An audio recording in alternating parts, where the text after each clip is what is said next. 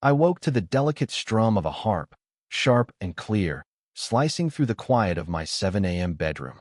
It wasn't a ringtone or some neighbor's eclectic playlist. It was a real, live harp being played with audacious flair right outside my window. For a moment, I thought I was still tangled in a dream, maybe a leftover haze from last night's pizza and binge-watching renovation shows. But then a gas generator roared to life, followed by bursts of laughter, someone barking orders about flower arrangements. And was that a guy in a tuxedo strolling across my koi pond bridge? I ripped open the curtains, and my jaw hit the floor. My backyard, my private sanctuary, had been hijacked overnight into a full-blown wedding venue. Rows of white folding chairs gleamed under the morning sun, a rose-covered arch twinkled with fairy lights at the edge of my deck, and a catering truck was parked in my driveway like it owned the place. What the hell was happening? I stumbled outside in slippers and a crumb-dusted pajama shirt, nearly getting bowled over by a woman wheeling a 3-tiered wedding cake. She glanced at me like I was the one trespassing. "Excuse me," I said, voice tight. "What is going on here?" She flashed a half-smile. "Oh, are you the landscaper? Can you point me to the fuse box? These outlets are dead." I stood there, dumbfounded, as a man with a clipboard barked about aisle runners. Someone yelled for the harpist to tune up, and a teenage girl piloted a drone overhead, probably filming a rehearsal video. It was like I'd been dropped into a bridal magazine spread, except this was my backyard, my house, my property, and I didn't know a single soul here.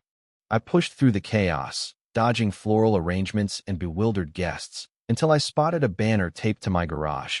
"Congratulations, Ethan and Lily," in gold calligraphy. Who were Ethan and Lily? And why were they staging their dream wedding on my lawn like it was a public park? Fury propelled me across the street to the HOA office. This wasn't just a mix-up or a neighbor's overzealous party. It was a full-scale invasion of my private property, without a call, text, or knock on my door. The HOA office reeked of stale coffee and printer ink. Behind the desk sat Susan Caldwell, the HOA president and master of crocodile tears. She looked up from her spreadsheet, feigning surprise. "James, good morning. We were wondering when you'd join the fun." "Join?" I snapped.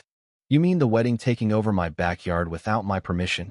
She waved a piece of paper like it was a royal decree. "It says here we've designated your property as communal event space for the day. Isn't that lovely?" My jaw dropped. "You don't have that authority. I own my land separate from HOA control. I have the deed, the tax records, everything." Susan sighed, her tone dripping with condescension. "Well, we voted, and it's in the community's best interest. Plus, the bride's family made a generous donation to the HOA, so we extended some hospitality." A bribe. She'd just admitted to taking a bribe to hand over my yard without asking me. "And the police?" I demanded. "This is trespassing." She tilted her head. "Oh, we cleared it with Officer Grant. He said it's fine as long as there's no damage." Officer Grant, Susan's husband's golf buddy, was notorious for his laziness. "Perfect." I stormed out, nearly flattened by a white stretch limo pulling into my driveway. Out stepped a man in a sequined blazer, aviators, and enough hair gel to start a fire. "Ethan," I assumed. He gave me a once-over that screamed contempt. "You the gardener?" he asked. "My bride wants the pond cleared for her entrance. Gotta look pristine for the helicopter shot." I blinked. "You're flying a helicopter over my koi pond?" He grinned like I'd praised his genius. "Not into it, just over it. For drama." Susan gave us full property access for the weekend. I clenched my fists. "You have no rights here." He laughed, slinging an arm around me like we were buddies. "Chill, man. You'll get some cake." I locked myself inside before I broke something, my blood boiling. This wasn't just entitlement, it was theft, dressed up as a community event. I poured coffee with shaking hands, staring out as they tested a sound system, blaring wedding marches. I could already hear Susan's smug speech about community unity and how I was the problem for objecting. But I wasn't honored. I was violated. I pulled every document from my filing cabinet titled deed, boundary survey, HOA exemption clause, and snapped photos of each. If they wanted to play dirty, they'd pick the wrong guy. Before I sold this house and returned to private contracting, I'd spent a decade in structural engineering, helping build and demolish stadiums, malls, even an airbase. My garage wasn't just for tools. It was a hub for precision demolition. I saw my backyard like a chessboard, and they'd made their move. Now it was mine. I made 3 calls. To Mike, my old explosives guy turned pyrotechnics expert. To Rachel, who wielded a jackhammer like a paintbrush. And to Tom, who owned a moving company with a backhoe and a short fuse. "How fast can you get here?" I asked. They all said the same thing. Faster with donuts. By sunrise the next morning, a bulldozer's beep was sweeter than any harp. Neighbors peeked from windows, clutching coffee mugs in shock. Ethan's wedding planner, Emily, sprinted toward the machine, waving like a frantic hen. Tom, lounging in his backhoe, pulled off his sunglasses and deadpanned. "Check the permits." Then he lowered the bucket onto the dance floor tiles they'd just laid. Emily turned to me, red-faced. "What is this?" I handed her a laminated document. "Emergency Soil Stabilization Inspection, county approved, effective now." She stared at it, baffled, then ran off shouting into her headset. Susan was still asleep, probably dreaming she'd outsmarted me. She had no idea how deep she'd waded into the wrong yard. Rachel rolled up in a flatbed, hazard tape flapping, a concrete saw strapped to the back. "In steel-toed boots and a tank top reading demo is my therapy." She grinned, sipped the coffee I handed her, and asked, "Where do we start?" I pointed to the rose-covered altar. Their forever spot. Sparks flew as her saw bit into the concrete, the roar echoing like thunder. Mike arrived with crates labeled FX materials, unpacking fog machines, timed smoke bombs, and prop explosives that puffed colored chalk, legal but devastating to a quiet ceremony. "Dramatic entrance or grand finale?" he asked. "Both," I said. He nodded. "That's the spirit." Ethan and Lily arrived in a second limo, the first blocked by a county inspection van. Ethan stormed out, shrieking, "You're ruining my wedding," as Tom scooped up flower arrangements and dumped them into a debris bin. "I'm improving my property," I replied. "And since it's mine, that's legal." Lily, her gown hitched up to avoid wet concrete, pleaded, "This is my special day. Just delay until afternoon." I raised a brow. "Did you delay asking me before inviting 200 strangers to my yard?" She fell silent, realizing she had no ground to stand on. Susan finally appeared, marching through the gate in full meltdown, trying to stop Rachel's saw, order Tom's backhoe off, and grab Mike's fog machine. Mike handed her the permits and warned that interference would be reported. She called Officer Grant, but I'd already emailed drone footage to a different officer, Susan's own voice bragging about using my land without consent. Checkmate. By 10 a.m., my yard was a work zone. Orange cones marked unstable areas, warning signs dotted the lawn, and early guests faced diesel fumes and jackhammer wines instead of champagne. One woman in heels slipped into a pile of disassembled centerpieces, her screams lost in the rumble of a gravel delivery truck burying the dance floor. Inside, I monitored everything via security cameras, every clip uploading in real time. Susan tried waving an HOA charter, claiming jurisdiction, but I showed her a time-stamped amendment nullifying her authority.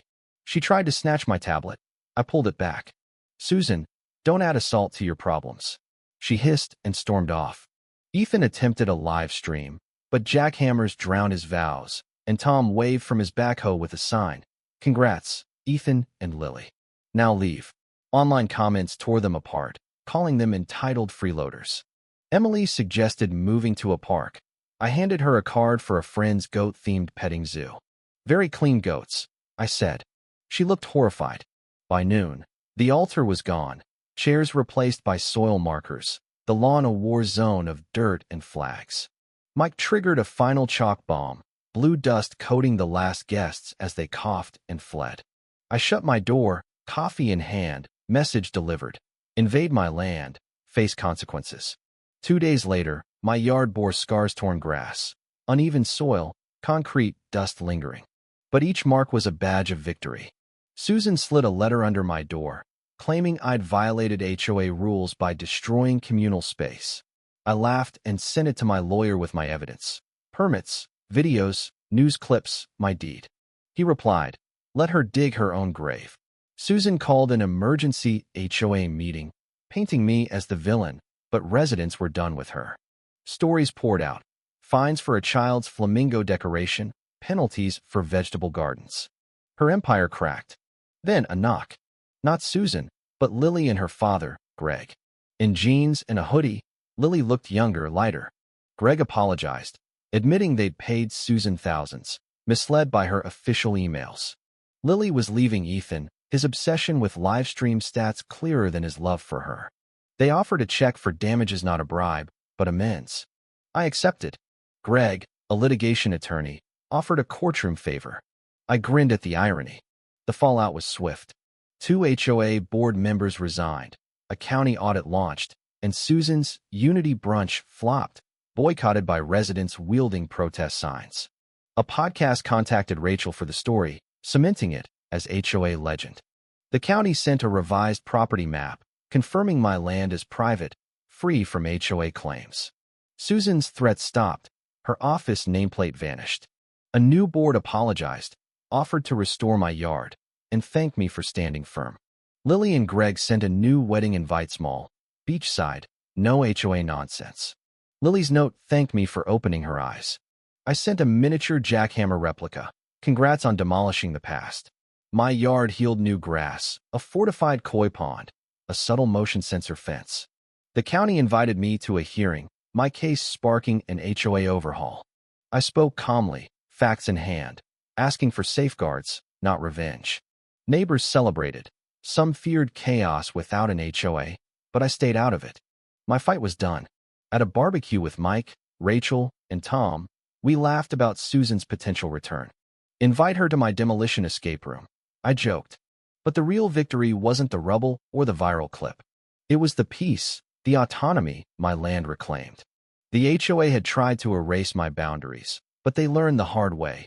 You don't cross a man with blueprints, permits, and a demolition crew ready to roll.